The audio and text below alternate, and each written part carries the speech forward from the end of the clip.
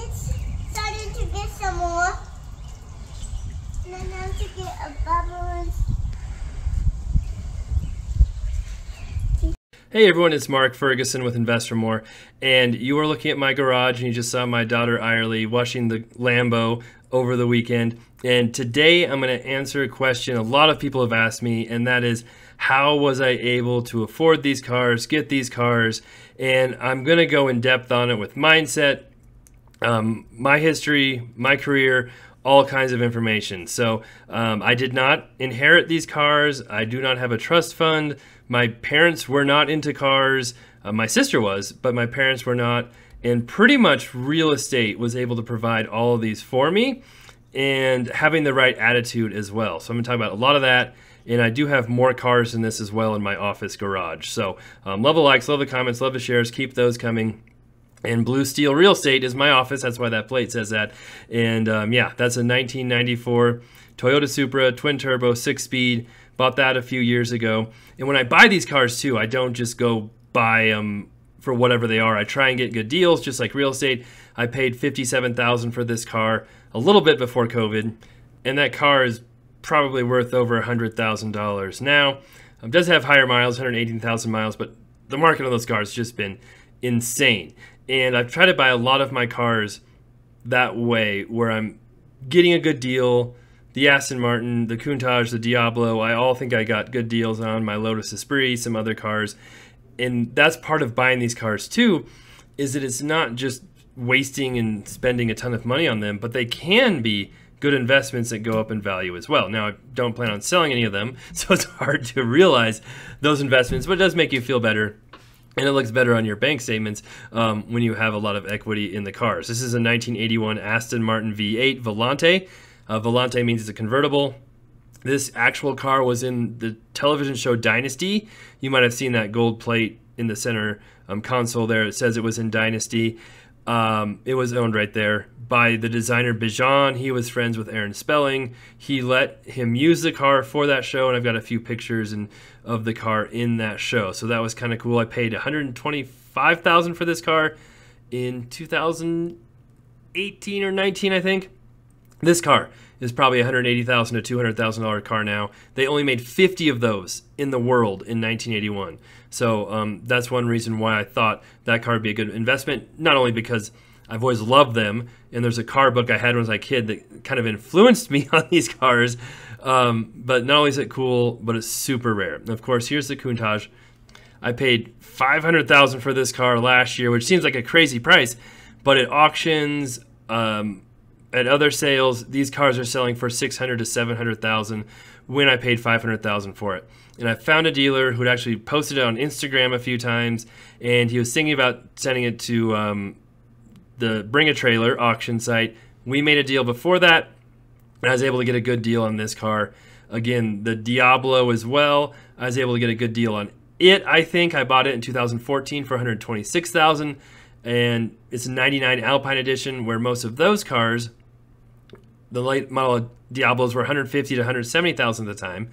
And that car has since shot up to probably about $350,000 in value. So it's pretty crazy what some of these cars can do when you buy rare cars, exotic cars, cars that have tons of value. And I had some people talking about kit cars and different things. These are real. You can see by the engine, the extremely intimidating engine bay, that this is a real Countach with that big V12.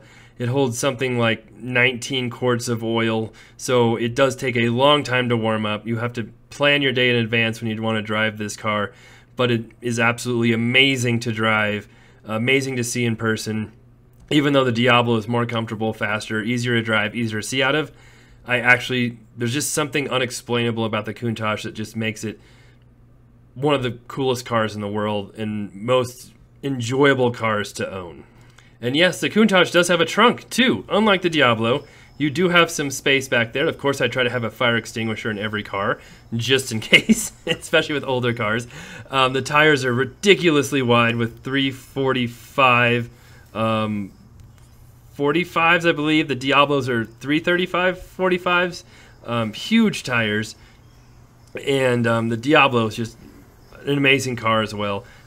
So much fun to drive, and the dash. It has the updated version in the later Diablos.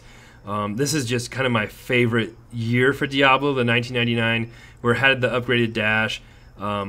Yes, it has a 300ZX headlights that a lot of people talk about, but it isn't the 6.0. The 6.0 Diablo had a different front bumper, some other different stuff, and I just like the looks of the original Diablo bumper so much better. But the 99 has the upgraded dash, interior. It's got 535 horsepower, a crazy car for its time period, and the Diablos could go 200.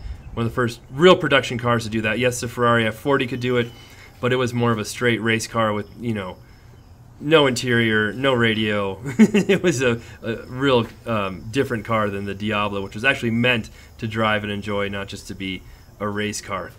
And I had my kids out, like I said, and we're talking about just, you know, how the air intakes work, where the air comes in, the vents and different things. And most of the things on the Lamborghinis are functional. They serve some purpose. They're not just there to look cool. And yes, this engine bay, impressive, but definitely not as intimidating as the Countach with all the wires going everywhere. This one's a lot more cleaned up and prettier to look at than the Countach. And since we're looking at engine bays, the Aston Martin engine is pretty impressive as well. It's a 1981 car.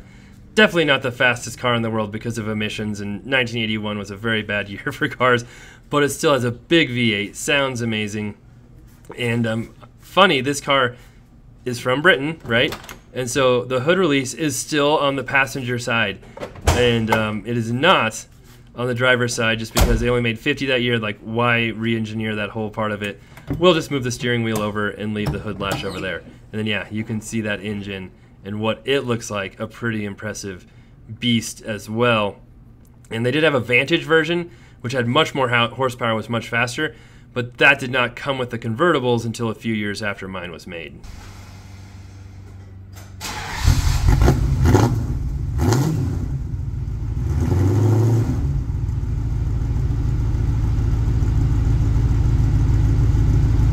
I know I've been rambling on about my cars, but I promised to talk about how I got these and how my attitude shift and different things I did at work allowed me to get them as well. And here I am at my office, Blue Steel Real Estate, where I have another garage with some more cars, almost all of them. One's in the shop, and my truck here too, which is a Velociraptor 500. A lot of people think this is a V8. It is not. It is just a basic Raptor. Hennessy took it, modified the engine a little bit, suspension. It's got 500 horsepower, still the EcoBoost V6.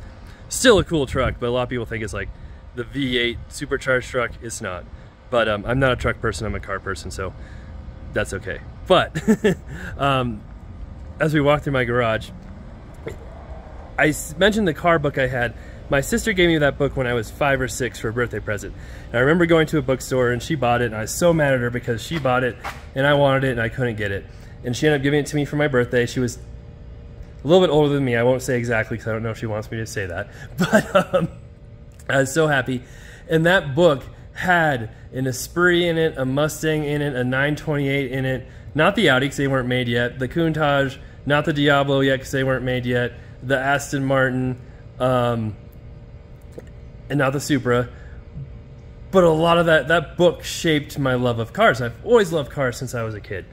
Since I was 5, 6 years old, I just loved cars. I wanted to go to car museums and car dealerships. We went on vacation. That was where I wanted to go. And along the way, that love of cars grew and grew through high school, even into college. And then I got into kind of the real world. I had a finance degree at CU in Colorado, and I couldn't find the perfect job. So I came to work for my dad just part-time in real estate to see what would happen. And I got my real estate license, started selling houses. He flipped houses once in a while, so I helped him with that too. Well, in my mid-20s, I still love cars. I still love Lamborghinis, and I kind of just think to myself, I'm never gonna have these cars. I'm never gonna be able to afford them. I'm making $40,000 or $50,000 a year. Maybe I had one horrible year where I made $26,000. Luckily, I did own a house at that time, but I was single. And I just kind of, almost thrown a pity party for myself. That pity party helped me to realize that I had to change something. Things weren't going how I wanted them to go, and I realized if I really wanted these cars, I'm gonna have to do something different. I can't just float along through life and hope good things happen. I have to make them happen. And so I started listening to self-help CDs. I started reading self-help books, just trying to learn as much about money as I could. And it changed my whole attitude, my whole life. Instead of, looking at people with nice cars and saying, oh, that must be nice, and God, they must be rich or inherited it from their family or something, I'm like, I wonder how they got those cars. And I really changed my whole attitude about everything. And that catapulted my career, my business, my investing to a point where I could afford these cars. And so this 91 Mustang 5.0 I bought in college for $7,500. I put a supercharger on it, some other stuff over the years. It was my daily driver for 8 years. No heater in Colorado. If I needed a snow car, I'd borrow my parents' truck. And I didn't have a car payment until I was 28. And I bought a 2005 Infiniti G35X. It was used, of course. And that was kind of my first car payment. And then a few years later, I bought my first kind of real, I had some sports cars in high school, some old Supras, which I have a 91 Supra as well. That's the one in the shop that I bought real cheap and loved those. I had a 91 Corvette that actually flipped into an irrigation ditch. Funny story. And then I got this Mustang after that. Bought the Audi S4 after having the Infiniti as my daily driver. Tried to get a good deal on that too. Bought that in California. Had it shipped here because it's cheaper than ones I could buy here. And this Porsche 928 I bought for $6,000 in New York. Had it shipped to me. Amazing deal. I know it's a little dirty. Sorry. I've been driving it. And just to show you can buy really cool, fun cars that aren't expensive as well. Now, they're a lot more than $6,000 now. But it's a 5-speed aluminum V8. Really cool car. And so if you love cars, you don't have to go out and buy a Lamborghini either. You can get cool cars, modify them, or rare exotic cars that aren't as expensive. The Esprit was $38,000 when I bought it like 5 years ago. V8, twin turbo, super fast, super fun. Yes, they have more maintenance, more costs, more expenses, and I do have an upgraded plate for that. I just haven't put it on there yet. So the first thing that really changed my whole attitude was going from the attitude of, oh my gosh, I'm never gonna have these cars, woe is me, to I can get these cars. How do I do it? What do I have to do? How do I change my plans? How do I change my business, my career to be able to afford them? And when you change your attitude from, oh no, life sucks, I can't do it, why is it so horrible, to what do I have to do to change things, some amazing things happen. And that's when I became an REO agent selling foreclosures for HUD. I started to open up my eyes about what to do in my business, how to make more money, how to have more opportunities, how to find the things I love to do, not just do the things that everyone else does, but what I really like doing. And when you love what you do, it makes it so much easier. And so I started selling HUD homes, foreclosures. It was a ton of work. I had to get out of my comfort zone. I had to cold call banks. I'm a natural introvert for sure. And I had to cold call banks, knock stuff over on the ground like I'm doing right now. I had to really put myself out there. And once I started doing that, it was hard, very hard for me. But it was amazing how many people were willing to help me and talk to me and work with me to get to where I wanted to be. And then it was just like a domino effect where you do one thing, another thing happens and falls into place. And you do that and another thing falls into place. And it's not an easy process that will happen overnight, but it's a process that can happen quicker than you think it might. And after that, we ramped up the flipping business with my dad. I hired Nikki, my assistant, who still works with me, because we had so much work and so many things happening, I couldn't do it all myself. Then I started looking at, okay, I'm making money, but I don't see all this money in my bank accounts, what's happening to it all. I realized I had to invest more, watch my spending more, and started buying rental properties. Then buying rental properties, that catapulted me even more, where I could take one rental, refinance it by another, do the same thing. I got a line of credit on my personal house. I got a great deal on my personal house too. Refinance that, bought another rental. And it's really some key aspects of it all of, maximizing your job, your income, doing something you love, saving as much money as you can and investing that while, if you use real estate while you're investing, even buying cars, you get as good of deals as you can so that you have built-in equity. And you figure out how to use that equity. It's harder in cars, but in houses you can do it more, to snowball your money into more properties that are also good deals, and just keep doing that over and over again until all of a sudden you've got quite a few properties, quite a lot of equity, cash flow coming in, and you feel comfortable enough to like, okay, I can buy that car, or I can get that nice house for my family, or whatever it is. And so I bought my first exotic, true exotic, the 928s. Kind of an exotic, not really. They made a lot of them. I bought the Diablo in 2014, and I made a goal for myself that when my blog starts making enough money to pay for the Diablo, I'll buy one. And so that's kind of another aspect of it too, is not only do I have my earned income from my job as a real estate agent, I've always had side hustles too, whether it's flipping houses, or my blog, or YouTube, things like that. And I try to always make it things I like to do, things I love, so it doesn't feel like work. It's kind of like a hobby where I'm getting paid to do hobbies and have extra money coming in. And so the blog was doing great. It got to a point where it could pay for the Diablo as far as payments go, not cash. And got the Diablo. And then a couple of years later, bought the Esprit, I think, was next. Or I can't remember all of them. But then got the Supra, the other Supra, the Countach.